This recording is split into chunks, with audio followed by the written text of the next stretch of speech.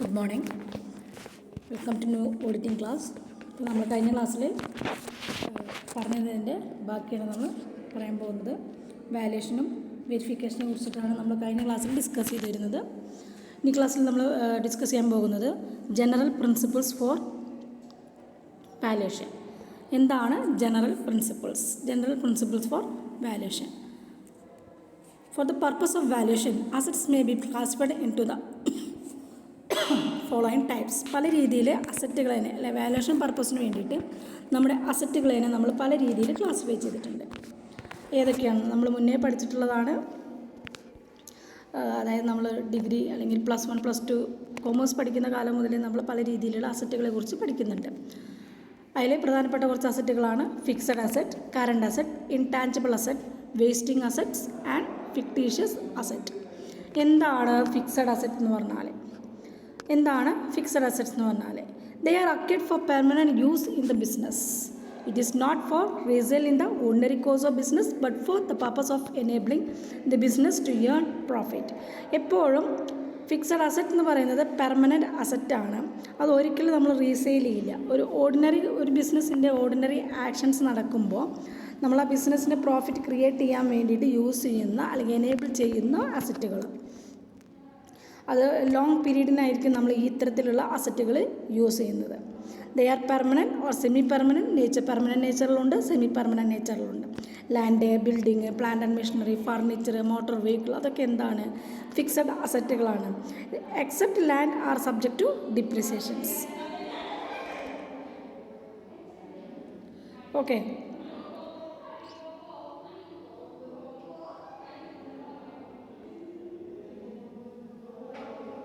എന്തൊരു സൗണ്ടാ?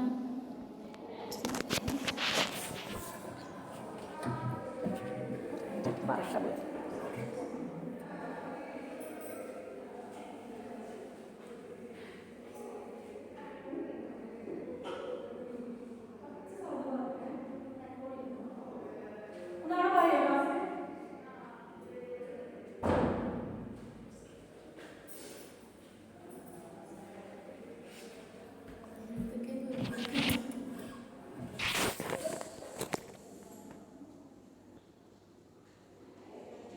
Okay, then these are fixed assets. They are to be valued at original or historical cost less total depreciation written off.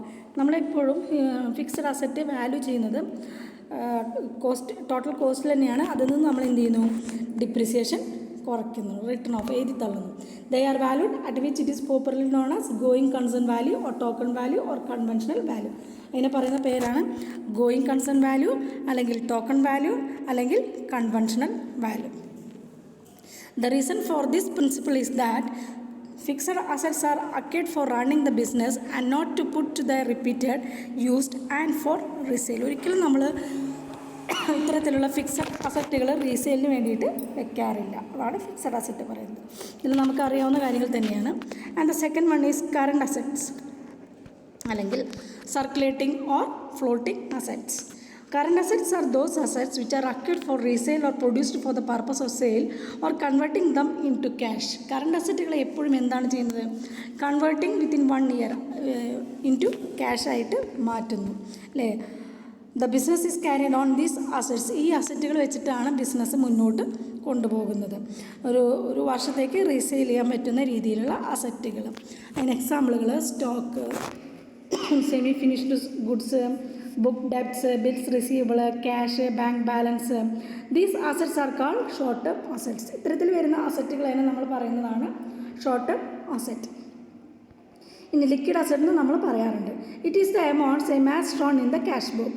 Book debts and bills receivable are normally valued at book value but provision for bad and doubtful debts are to be proceed four book debts. The raw materials are valued first in first out, last in last out method or average cost semi finished goods are valued at cost. നമുക്കറിയാം പല രീതിയിൽ cost അക്കൗണ്ടിങ്ങിൽ നമ്മൾ പല കാര്യങ്ങളും പഠിച്ചിട്ടുണ്ട്. അതിന് first in first out, last out മെത്തേഡിലൊക്കെയാണ് value ചെയ്യുന്നത്. And the closing stock of goods is valued at the date of balance sheet at cost price or market price whichever is lows. നമ്മളതിൻ്റെ closing stock value ചെയ്യുന്നത് ഒന്നെങ്കിൽ cost price ആണോ അല്ലെങ്കിൽ market price ആണോ, ഏതാണ് കുറവ്, അതിനെ balance ഷീറ്റിൽ ക്രിയേറ്റ് ചെയ്ത ഡേറ്റിന് ആണ് നമ്മൾ വാല്യൂ ചെയ്യുന്നത്. ഓക്കെ, ഇനി market value of two types, realisable value, replacement value. എന്താണ് റിയലൈസബിൾ വാല്യൂ? റിയലൈസബിൾ വാല്യൂ എന്ന് പറഞ്ഞത് the prevailing price on date of balance sheet which the asset is expected to fetch if sold, അല്ലെങ്കിൽ selling price. അതാണ് realisable value എന്ന് പറയുന്നത്. ഇനി replacement value. Replacement value is the amount that would be required to replace an asset at the current market price. നമ്മളുടെ current market പ്രൈസിനെയാണ് നമ്മൾ replacement value അല്ലെങ്കിൽ purchase price. So the replacement price is the purchase price and the realisable value is the selling price. Okay, then third one പറയുന്നു intangible assets. എന്താണ് intangible assets? Intangible assets are those assets which cannot be seen or touched. നമുക്കത് കാണാനും പറ്റില്ല, അത് touch ചെയ്യാനും പറ്റില്ല. They are not visible in the concrete form. They are useful for business like any other asset. മറ്റുള്ള ഏതൊരു business അല്ലെങ്കിൽ ഏതൊരു അസറ്റ് പോലെ തന്നെ യൂസ്ഫുൾ തന്നെയാണ്. Goodwill, copyright, patent and trade mark. These assets are shown at the cost price. ഇത്തരത്തിലുള്ള എല്ലാ അസറ്റുകളും ഷോൺ ചെയ്യുന്നത് കോസ്റ്റ് പ്രൈസിലാണ്. Intangible assets are treated as fixed asset for the purpose of valuation. Valuation പർപ്പസിന് വേണ്ടിയിട്ട് നമ്മൾ ചില സമയത്ത് ഇതിനെ ഫിക്സഡ് അസറ്റായിട്ട് ട്രീറ്റ് ചെയ്യുന്നുണ്ട്. Okay, the fourth one is wasting assets. Wasting assets are of fixed nature which are depleted gradually or exhausted in the process of earning income. The value of these assets diminishes gradually on account of exploitation or extraction or depletion. ചില അസറ്റുകൾ നമുക്ക് അതിൻ്റെ എന്താ പറയുക exploitation നടക്കുമ്പോൾ തന്നെ അത് എന്ത് ചെയ്യുന്നുണ്ട്, അല്ലെങ്കിൽ എക്സ്ട്രാക്ഷൻ നടക്കുമ്പോൾ തന്നെ അത് ഡിമിനിഷ് ചെയ്ത് വരുന്നുണ്ട്. അതായത് മൈൻ, ക്വാറി, ഓയിൽ വെൽസിലെ എണ്ണക്കിണറുകൾ, ക്വാറികൾ, മൈൻ ഖനികൾ, അതൊക്കെ നമ്മൾ അതിൽ നിന്ന് എടുക്കും തോറും എന്താണ് അസറ്റ് കുറഞ്ഞ് വരുന്നുണ്ട്. അതാണ് വേസ്റ്റിംഗ് അസറ്റ് എന്നുകൊണ്ട് ഉദ്ദേശിക്കുന്നത്. Therefore, a charge should be essential to maintain capital employed so as to give a true and fair value of assets. The common method adopted in the valuations of these assets that wasting assets value should be reduced each year according to the estimated amount of exhaustion of such assets. അതിന് നമ്മൾ ഒരു estimated എമൗണ്ടിലാണ് നമ്മൾ എന്ത് ചെയ്യുക, value ചെയ്യുന്നത്. ഓരോ ദിവസവും അത് എടുക്കുന്നതിനനുസരിച്ച് അത് റെഡ്യൂസ് ചെയ്ത് വരികയാണ് ചെയ്യുന്നത്. Okay, then fifth one fictitious assets. Fictitious assets or deferred revenue expenditure, അതിന് നമ്മൾ ഫിക്ടീഷ്യസ് അസറ്റ് എന്ന് പറയുന്നത്. Okay, fictitious assets are huge revenue expenditure that has been temporarily capitalized with the object of spreading the amount to a number of years. Example, special advertise cost, അതൊക്കെ fictitious അസറ്റാണ്. അതായത് നമ്മൾ എന്തെങ്കിലും ഒരു product launch ചെയ്യാനോ എന്തിനെങ്കിലും വേണ്ടിയിട്ട് നമ്മൾ സ്പെഷ്യലായിട്ട് എന്തെങ്കിലും അഡ്വർടൈസ് പ്രൊവൈഡ് ചെയ്താൽ അതിൻ്റെ കോസ്റ്റ്, പക്ഷേ അതിൻ്റെ എമൗണ്ട് അല്ലെങ്കിൽ ആ എക്സ്പെൻസുകൾ നമുക്ക് ഭാവിയിലായിരിക്കും കിട്ടുന്നുണ്ടാവുക. അതിനാണ് നമ്മൾ എന്ത് ഉദ്ദേശിക്കുന്നത്, ഫിക്റ്റീഷ്യസ് അസറ്റ്സ് എന്നുകൊണ്ട് ഉദ്ദേശിക്കുന്നത്. These are items of expenditure which have no change value every year. A portion this expenditure are written off in the profit and loss account of these assets are shown in the balance sheet. Fictitious asset balance ഷീറ്റിലാണ് നമ്മൾ കാണുന്നത്. Okay, അപ്പോൾ ഏതൊക്കെയാണ് നമ്മുടെ asset? Fixed asset, current asset, intangible asset, wasting asset, fictitious asset. Okay, ഇതാണ് valuation of assets എന്നതുകൊണ്ട് ഉദ്ദേശിക്കുന്നത്.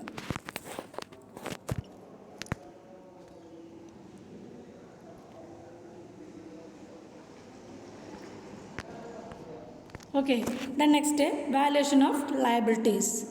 Liabilities നമ്മളെങ്ങനെ value ചെയ്യുന്നു, അതാണ് വാല്യുവേഷൻ ഓഫ് ലയബിലിറ്റീസ് എന്ന് പറയുന്നത്. നമുക്കറിയാം പ്രധാനമായിട്ട് 3 രീതിയിലുള്ള ലയബിലിറ്റീസ് ആണുള്ളത്. ഒന്ന് current liability, fixed liability and contingent liability. എന്താണ് current liability? Current liabilities are those liabilities of the business which are short term.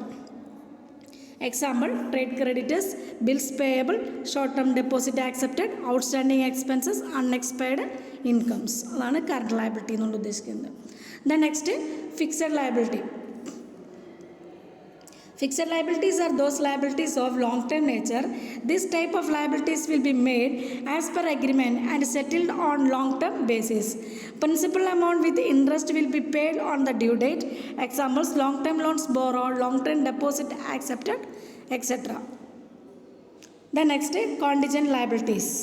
Contingent liabilities which are not actual liabilities but which may become an actual liability on the happening or non-happening of an event in future. Example, guarantee given, claim of employees, pending settlement, compensation pending, liability of bills discounted and not matured. ഇതൊക്കെ എന്താണ്? കോണ്ടിജൻറ്റ് liabilities ആണ്. ഓക്കെ, 3 രീതിയിൽ: current liability, fixed liability and contingent liabilities. Okay, the next, verification of various kinds of assets. പല അസറ്റുകളും നമ്മൾ എങ്ങനെയാണ് verify ചെയ്യുന്നത്? അതിൽ first one, cash in hand and bank balance. The auditor should visit the business house at the close of the financial period or on the following morning and actually count the cash in hand in one setting and compare it with the balance as shown in the cash book. ഒരു auditor എല്ലാ ദിവസവും പോയിട്ട് എത്ര cash in hand ഉണ്ട്, bank balance ഉണ്ട് എന്നുള്ളത് identify ചെയ്യുന്നു. And it can use cash weighting machine to count cash if it is very large cash. Very large cash ആണെങ്കിൽ ക്യാഷ് കൗണ്ടിങ് മെഷീൻ യൂസ് ചെയ്തിട്ട് നമുക്ക് എന്ത് ചെയ്യാൻ പറ്റും? കൗണ്ട് ചെയ്യാം. Test checking is also employed if internal check in force in business is efficient. അപ്പോൾ internal check ആവശ്യമുണ്ടെങ്കിൽ നമുക്ക് അവിടെ ടെസ്റ്റ് ചെക്കിങ്ങും കൂടി പ്രൊവൈഡ് ചെയ്യാം. Okay, the auditor would be able to save the trouble of counting the cash if he asks his client to deposit the whole of the cash in hand, include petty cash, on the closing day. By doing so, the entire cash will be automatically counted. അതിൽ വരുന്ന എല്ലാ ക്യാഷും ഓട്ടോമാറ്റിക്കായിട്ട് count ചെയ്തുകൊണ്ടിരിക്കും.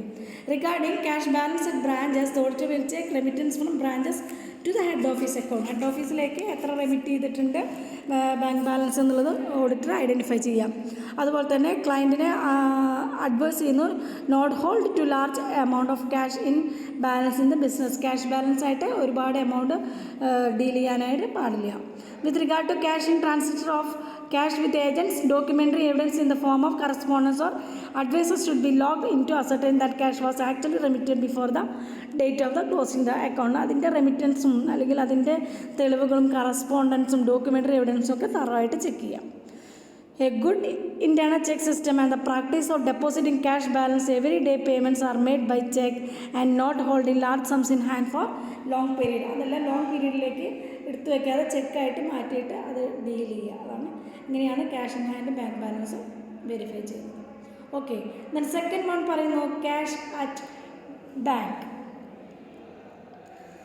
To verify cash at bank, the auditor should verify passbook with cash book and compare it with the bank reconciliation statement. Bank reconciliation statement വെച്ചിട്ട് നമുക്ക് എന്ത് ചെയ്യാൻ പറ്റും?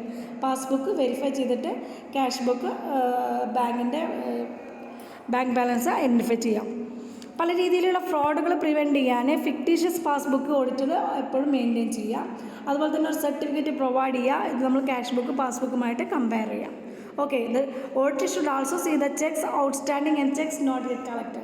ഔട്ട്സ്റ്റാൻഡിങ് ചെക്കുകളും അതുപോലെ ഇതുവരെ കളക്ട് ചെയ്യാത്ത ചെക്കുകളൊക്കെ ഉണ്ടെങ്കിൽ അതും കൂടി ഓഡിറ്റർ തറായിട്ട് ചെക്ക് ചെയ്യുക. അതാണ് ക്യാഷ് അറ്റ് ബാങ്ക് എന്നുകൊണ്ട് ഉദ്ദേശിക്കുന്നത്. ദെൻ കുറേ ഉണ്ട് നമുക്ക് ഈ ഒരു വെരിഫിക്കേഷൻ വാരിയസ് കൈൻഡ്സ് ഓഫ് അസറ്റിൽ. Then third one, loans advanced. Third one എന്താണ്? Loans advanced. അതുതന്നെ പ്രധാനമായിട്ടും പല രീതിയിൽ വരുന്നുണ്ട്. അതിൽ ഫസ്റ്റ് വണ്ണാണ് loans against security of goods. Loans against security of goods. The auditor should verify loans granted against the security of goods in the following manner. താഴെ പറഞ്ഞ രീതിയിലാണ് ലോൺസ് സെക്യൂരിറ്റി ഗുഡ്സിന് ലോൺസ് പ്രൊവൈഡ് ചെയ്യുന്നത് വെരിഫൈ ചെയ്യുന്നത്. ഒരു 6 point ഉണ്ട്. He should examine the loans granted with the help of the loan agreements, applications for acknowledgements for the loan received etcetera.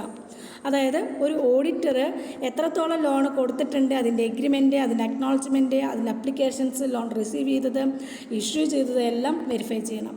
അതുപോലെ തന്നെ he should see that loan amounts are confirmed by the borrower and loan accounts in the ledger. Ledger അക്കൗണ്ടിൽ പറഞ്ഞിട്ടുള്ള അതേ amount തന്നെയാണോ loan കൊടുത്തിട്ടുള്ളത് confirm ചെയ്യാം. Then where loan has been advanced against a golden keeper's receipt, such a receipt should be examined. ഇപ്പോൾ എന്തെങ്കിലും receipt വെച്ചിട്ടാണ് നമ്മൾ ലോൺ എടുത്തതെങ്കിൽ ആ റെസിപ്റ്റ് വെരിഫൈ ചെയ്യാം. ഇനി അതല്ല ഏതെങ്കിലും goods in transit and railway receipt, bill of lading, insurance policy ആണെങ്കിൽ അതിൻ്റെ എൻഡോഴ്സ്മെൻറ്റും അത് ഇൻസ്പെക്ഷനും എല്ലാം നടത്തിയിരിക്കണം. അതുപോലെ തന്നെ he should ascertain the value of goods from the market quotation and invoice etcetera. Market quotation അതുപോലെ തന്നെ ഇൻവോയ്സ്, അതിന് എത്രത്തോളം വാല്യൂ ഉണ്ട് ആ ഗുഡ്സിന്, അതെല്ലാം ഐഡൻറ്റിഫൈ ചെയ്യണം. And also he should verify the turn over of stock if the goods are of perishable nature. ഇപ്പോൾ perishable നേച്ചറിലുള്ള goods ആണെങ്കിൽ അതിൻ്റെ സ്റ്റോക്ക് ടേൺ ഓവർ നമ്മൾ ഐഡൻറ്റിഫൈ ചെയ്യുക. അപ്പോൾ ഇത്രയും കാര്യങ്ങൾ ചെയ്തിട്ടാണ് ലോൺസ് അഗെയിൻസ്റ്റ് സെക്യൂരിറ്റി ഓഫ് ഗുഡ്സിൽ നമ്മൾ എന്ത് ചെയ്യുന്നത്, ലോൺസ് അഡ്വാൻസ്ഡ് നമ്മൾ വെരിഫൈ ചെയ്യുന്നത്. Then second one, loans against security of land and property. Land and പ്രോപ്പർട്ടിയാണ് സെക്യൂരിറ്റിയെ വെക്കുന്നതെങ്കിൽ എന്തൊക്കെ കാര്യങ്ങൾ ശ്രദ്ധിക്കേണ്ടത്? He should check up the resolution otherwise loan from directors minutes book and he should examine the mortgage deed examine ചെയ്യണം. And actual amount of cash paid to mortgage or amount of loan. ഇപ്പോൾ mortgage amount ആണോ actual amount ആണോ pay ചെയ്തിട്ടുള്ളത് നോക്കുക. അതുപോലെ തന്നെ security offer ചെയ്ത adequate security തന്നെയാണോ എന്നുള്ളത് ഐഡൻറ്റിഫൈ ചെയ്യാം. അതുപോലെ തന്നെ വാല്യൂസിൻ്റെ സർട്ടിഫിക്കറ്റ്, പ്രോപ്പർട്ടിയുടെ വാല്യൂ പ്രൊവൈഡ് ചെയ്യുന്ന സർട്ടിഫിക്കറ്റ് കറക്റ്റ് ആണോ എന്ന് ചെക്ക് ചെയ്യാം. അതുപോലെ തന്നെ ലീസ് ആണെങ്കിൽ അതിൻ്റെ purpose, the loan receipt for ground rent paid in order to ascertain whether the lease has expired, lease expire ആയതാണോ അതിൻ്റെ പേപ്പറുകൾ അതെല്ലാം ചെക്ക് ചെയ്യണം. Then the auditor must see that the interest is regularly received on the due date. Interest regularly due ഡേറ്റിന് തന്നെ കിട്ടുന്നുണ്ടോ എന്നുള്ളത് നോക്കുക. And the last one is if the loan has been outstanding for a long period and is of doubtful recovery, the auditor should see the reason behind non payment of loan. എന്തുകൊണ്ടാണ് outstanding ആയത്, എന്തുകൊണ്ടാണ് repayment നടത്താതിരുന്നത്, ആ ഡീറ്റെയിൽസൊക്കെ auditor check ചെയ്യണം. ഇത്രയും കാര്യങ്ങളാണ് loans against security of land and property വരുമ്പോൾ auditor verify ചെയ്യേണ്ടത്. Then third one is loans against personal security. Personal സെക്യൂരിറ്റിക്ക് എതിരായിട്ടാണ് നമ്മൾ ലോൺ എടുക്കുന്നതെങ്കിൽ നമ്മൾ എന്തൊക്കെയാണ് ചെയ്യേണ്ടത്? When a loan has been granted against personal security, the borrower or the auditor should bear in mind the following points. That is, he should examine the loan application, correspondence, loan and agreement. ആപ്ലിക്കേഷന് അതുപോലെ തന്നെ correspondence agreement examine ചെയ്യണം.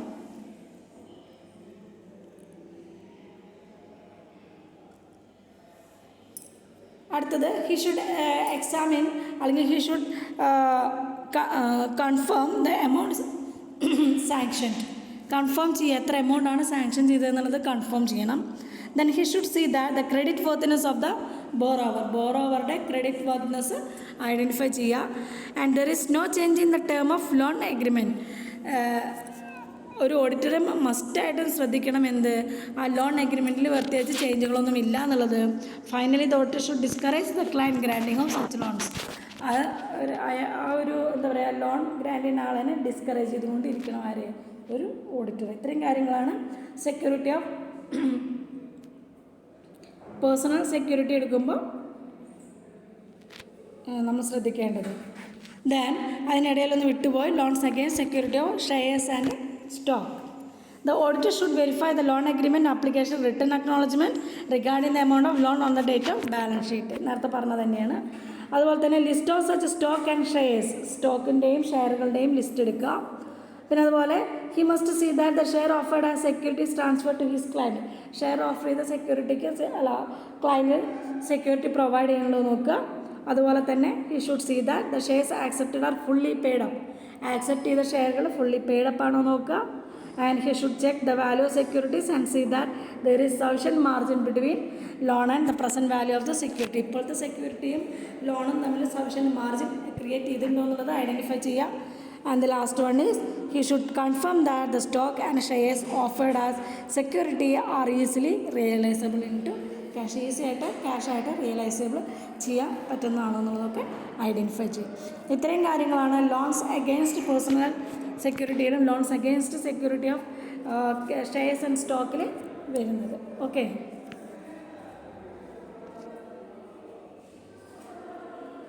Then next bills receivable.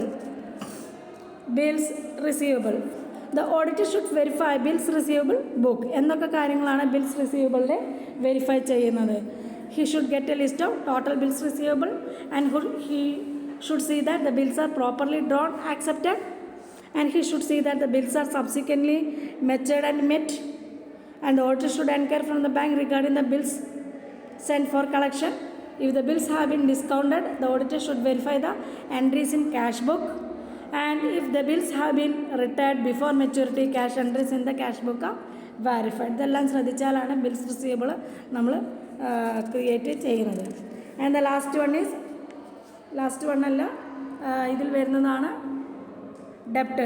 ഡെപ്റ്റേഴ്സിനെ കുറിച്ചിട്ട് നമുക്ക് അടുത്ത ക്ലാസ്സിൽ discuss ചെയ്യാം. ഒരുപാട് വരുന്നുണ്ട്, ഡെപ്റ്റേഴ്സിൽ ഒതുങ്ങി നിൽക്കുന്നില്ല, അത്യാവശ്യം വലിയൊരു ചാപ്റ്ററാണത്. അപ്പം നിങ്ങൾ ഇത്ര നേരം പഠിച്ചതിൽ അല്ലെങ്കിൽ ഞാൻ ഇത്ര നേരം പറഞ്ഞതിൽ നിങ്ങൾക്ക് എന്തെങ്കിലും ഡൗട്ട് ഉണ്ടെങ്കിൽ വാട്സാപ്പിൽ എന്നെ വിളിക്കുക, അല്ലെങ്കിൽ ഗൂഗിൾ മീറ്റിൽ എന്നെ വിളിക്കുക. Okay, thank you.